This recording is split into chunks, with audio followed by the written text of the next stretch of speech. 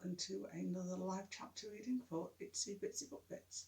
Today I shall be reading from The Last Playlist, A Sonic Epitaph by P.A. Kane. Preface: A how-to and history of playlists. Hello, welcome to my book The Last Playlist, A Sonic Epitaph, a story of living, dying and tunes.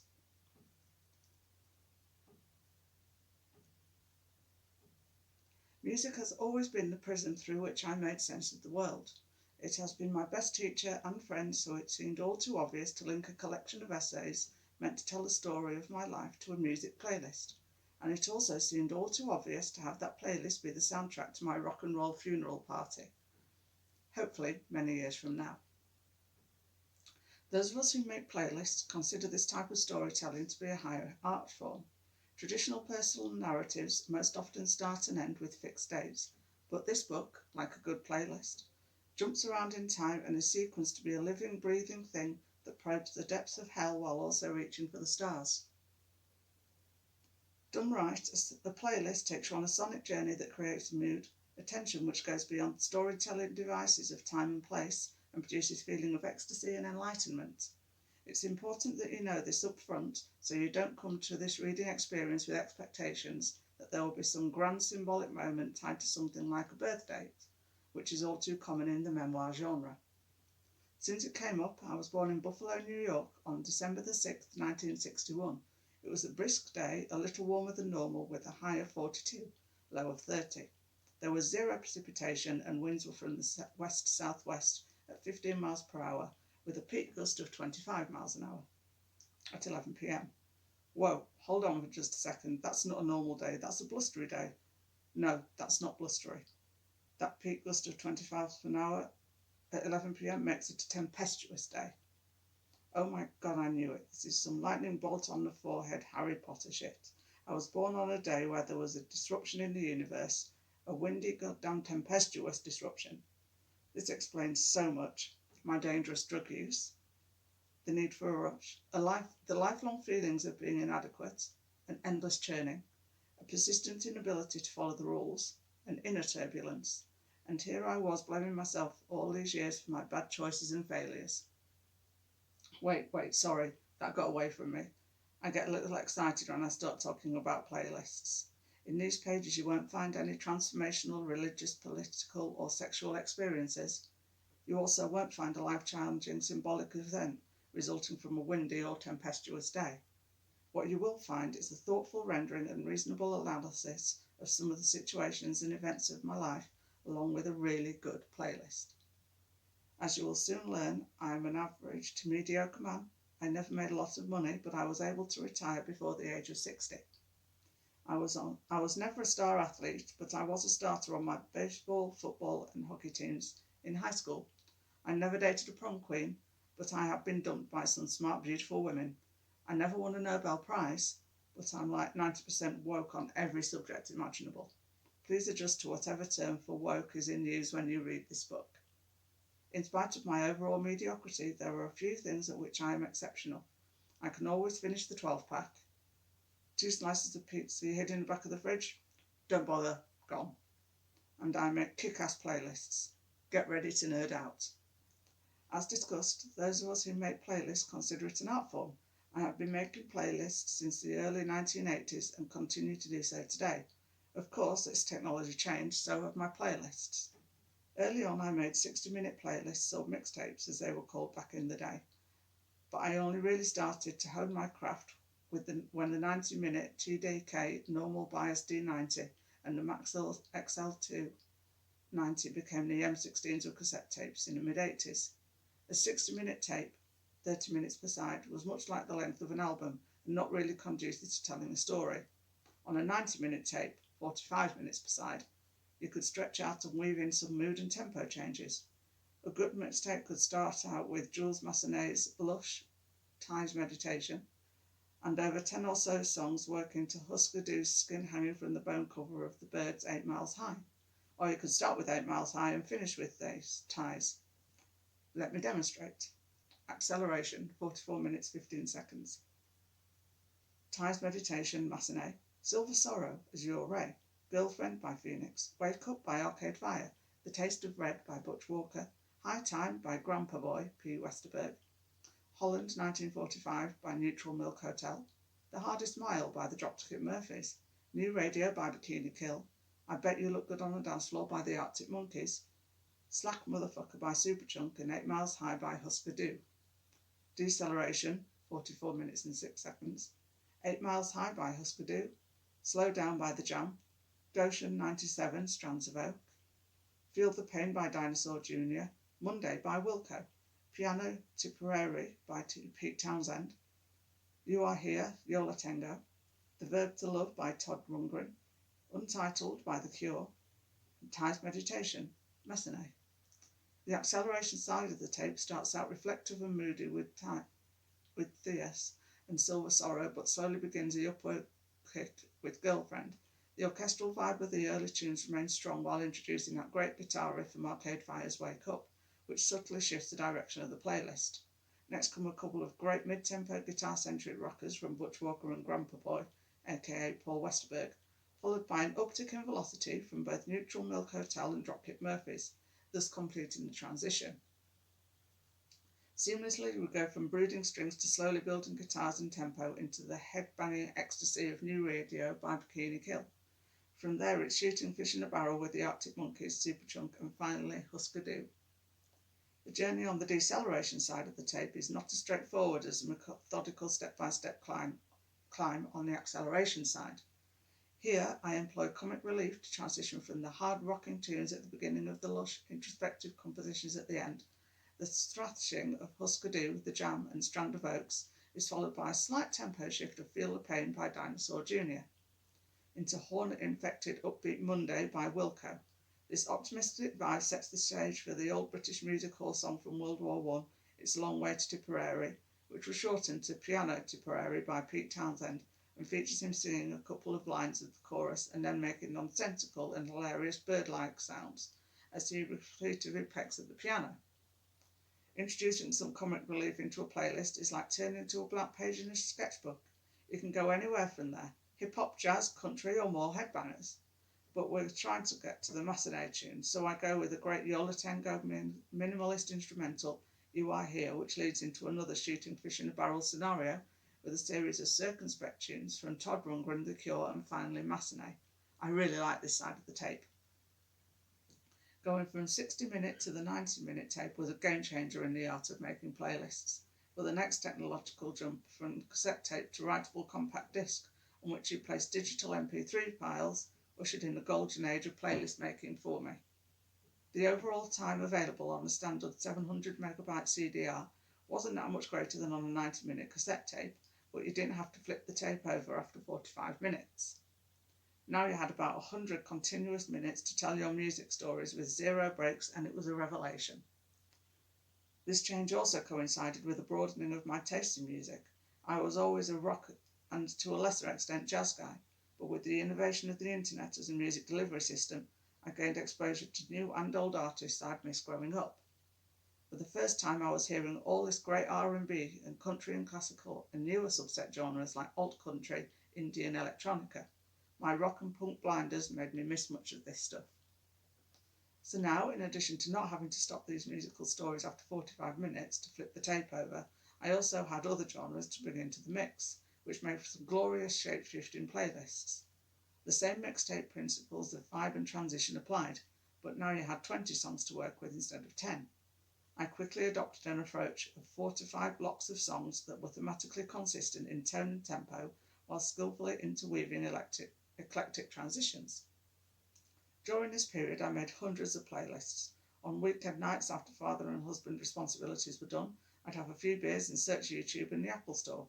I'd also scroll through my own music library, looking for ways to integrate John Coltrane with Lucinda Williams, and then come around to the Impressions. This was painstaking work with some hard and fast rules. Yes, there are rules to making a playlist. Any schmuck can throw paint on a canvas, but that doesn't make them an artist. These rules separate out the fakers and frauds. Here are a few of them. A playlist song has a 2-year shelf life requirement. This means you can only use So What by Miles Davis from Kind of Blue, or any other tune on a playlist one time over a period of 2 years. If you create 5 playlists with So What on them, that's lazy and repetitive, and it makes for shitty compilations. And you are failing as an artist. No doubles by the same artist unless you have a leading instrumental or 2 or 3 songs that are linked, like Golden Slumbers, Carry That Weight, and The End by the Beatles from Abbey Road. You also can make a compilation of a single artist. See rule number 3. There's no throwing all your Barry Manilow albums into a single folder and saying that's the playlist. You can make a Barry Manilow playlist, but you need to sequence and link the songs one at a time. Similarly, there's no putting Jethro Tull, Yes, Aerosmith and Zeppelin albums into a single folder with the title Classic Rock Jams. Again, you can have all those artists on a playlist, but you have to choose and sequence them one at a time. As we talked about earlier, a playlist can endure extremes like going from Husker Du to Massenet and vice versa. To do this, though, you need to mix in subtle transitions to make the process as seamless as possible.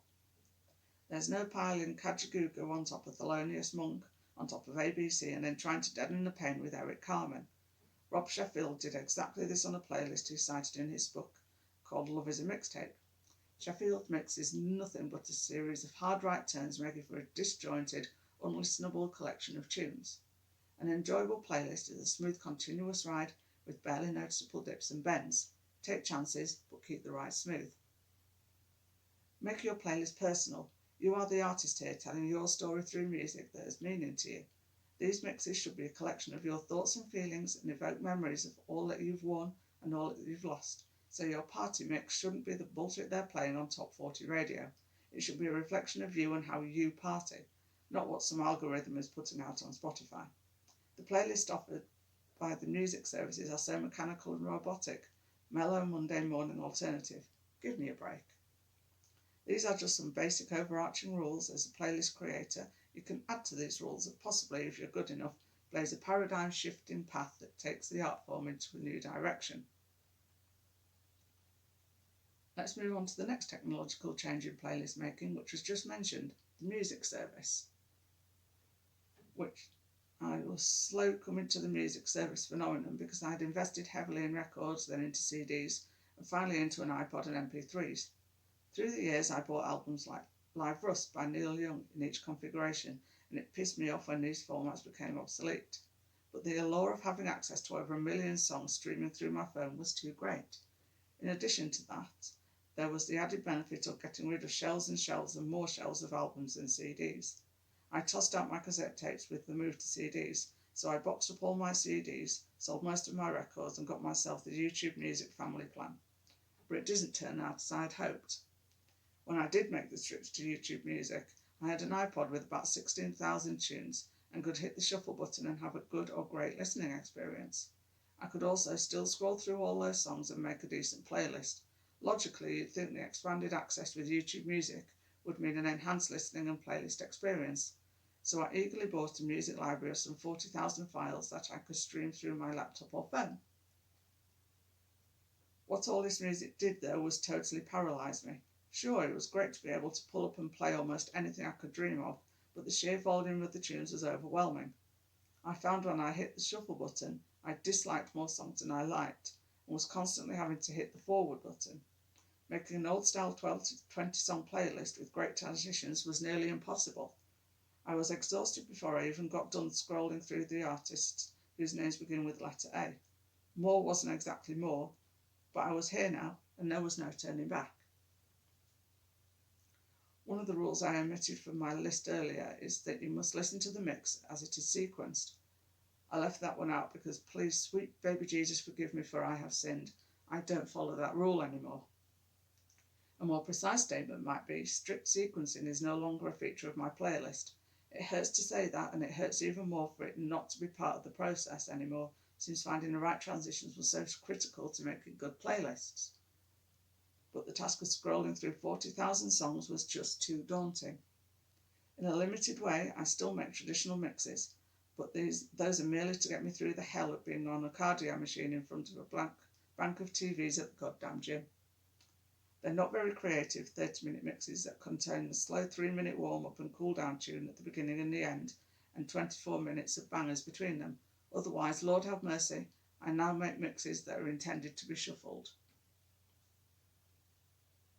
Back when I got my first satellite radio before the Sirius and XM merger, Sirius had a station called Disorder, which was a music channel programmed by disc jockey legend Meg Griffin.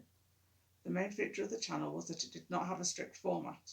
It wasn't constrained by tone, style, genre, era, or region like other radio stations. It mixed David Bowie with Nina Simone. It showcased both Donald Byrd and Marvin Gaye. Disorder was rock-centric, but it would also finger off in all those other directions. And I found, or maybe a better way to say it, is I evolved into liking my listening experience to be this giant stew of music all melded together. I love jazz, but I can't listen to the bebop channel for 3 continuous hours. Same with old school country and 60s R&B. Disorder was like the shuffle button on my iPod. Of course, since it was deep and eclectic, there was a little audience, and when Sirius and XM merger happened, it was folded into something nearly as good called The Loft. But that too lacked mass appeal, and now the channel resides online only. So what does this have to do with my playlists? This is how I now make my compilations. I pick a topic and just throw a whole bunch of tunes together and hit the shuffle button. When Congress failed to fund a plan to fix the bridges and roads, I came up with a playlist called Infrastructure Blues, which included tunes like El Camino by Elizabeth Cook, Ride by Liz Phair, and Magic Bus by The Who, plus 42 others. One of my most listened to collections is a group of mesmerising songs on a playlist called Save Me. This is a really chill ambient mix that is great when sitting with friends or sipping a bourbon or by yourself, contemplating the universe. Songs like The Farm by Thomas Newman, Different Days by Jason Isbell, and Rock and Sin by The Big Thief populate this list. Every series playlist artist has a blue compilation, tunes that have the word blue in the title. Mine is 89 songs deep and incorporates Every Day I Have the Blues by Pinetop Perkins, Midnight Blue by Count Basie, and Blue Monday by New Order. There are 1,000 other ways to make topic playlists. Right now, as COVID-19 rips through the country, I put together a mix called Bob Dylan's Songs for the Pandemic, with Tombstone Blues, Ring Them Bells, Tempest, and 20 others. Well, that's just about it. And yes, I know this little playlist dissertation is a bit of overkill, but music is everywhere.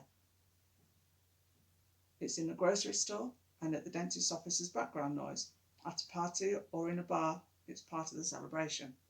When a breakup or death occurs, it adds poignancy to pain. It's everywhere, and as I've said, music is a prism through which I see life. You will soon learn as you go forward with this reading experience, absent music. I could not form these letters, words, or concepts. Without judgment or recrimination, music has been my best teacher and friend. Life is always hard, sometimes unjust, and often devoid of meaning. It is my hope that in these pages you will feel the power of music to teach, heal, and be a friend. Hope. There it is, another playlist. Hold on Hope, guided by voices. Hope for us all, Niccolo. Hopefulness, Courtney Barrett. I really hope it's you, Michael Franks. Hope it's me, Reed Fold.